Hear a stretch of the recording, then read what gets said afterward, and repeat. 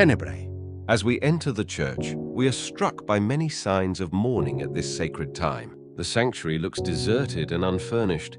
The tabernacle stands open, for the Blessed Sacrament has been removed.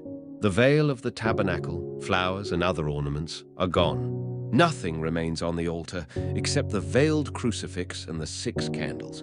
In the center of the sanctuary stands the book for the Psalms and Lessons.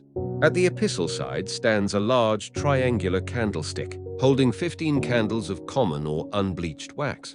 The office, at which we are now to assist, is called Tenebrae, meaning darkness, because it pictures to us, by the gradual darkening of the church, the more than natural darkness that overshadowed the world at the death of Jesus Christ. It is the preparation which the church gives us, that we may assist in proper dispositions at the sacred function which is to take place next morning. On Wednesday evening, we sing the Tenebrae of Thursday in preparation for the Mass and Office of Thursday. On Thursday evening, we sing by anticipation the Office of Good Friday. On Friday evening, we sing the preparation for the Office and Mass of Easter Eve. In early times, these offices were begun at midnight, but we are allowed to have them at an earlier hour in order to enable more of us to be present. The service consists of matins and lauds, and is a portion of the divine office which every priest of the church is bound to say each day.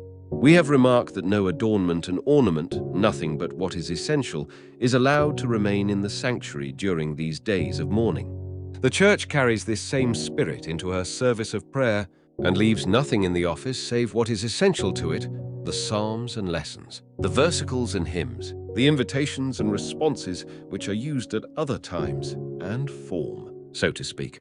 The drapery and adornment in which the psalms and lessons are clothed are omitted on these days. The matins consists of 3 parts called nocturnes, night offices. Each nocturne is made up of 3 psalms and 3 lessons.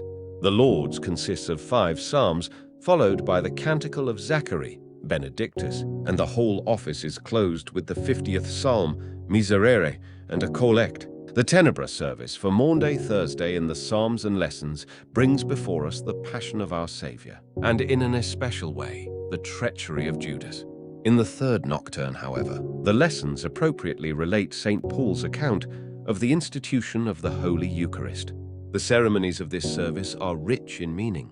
At the end of each psalm, one of the candles in the triangular candlestick is extinguished until, as the office proceeds, one only is left alight. By this is shown forth how one by one the disciples forsook their master and slunk away. The one candle that remains alight represents Jesus Christ forsaken and left to tread the winepress alone. During the Canticle of Zachary, Benedictus, the 6 candles on the altar are put out, and the lights in the church are gradually lowered to symbolize the noonday darkness that covered the earth at the death of its creator.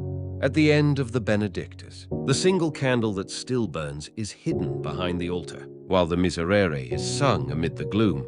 A collect is then said in a low voice by the senior priest present, and a confused noise is made to express the convulsions of nature when the earth quaked, and the rocks were split, and the graves gave up their dead. The candle is then brought from behind the altar, still alight, to represent that, after his death and burial, our dear Lord came forth immortal from the tomb. The office ended. All depart in silence.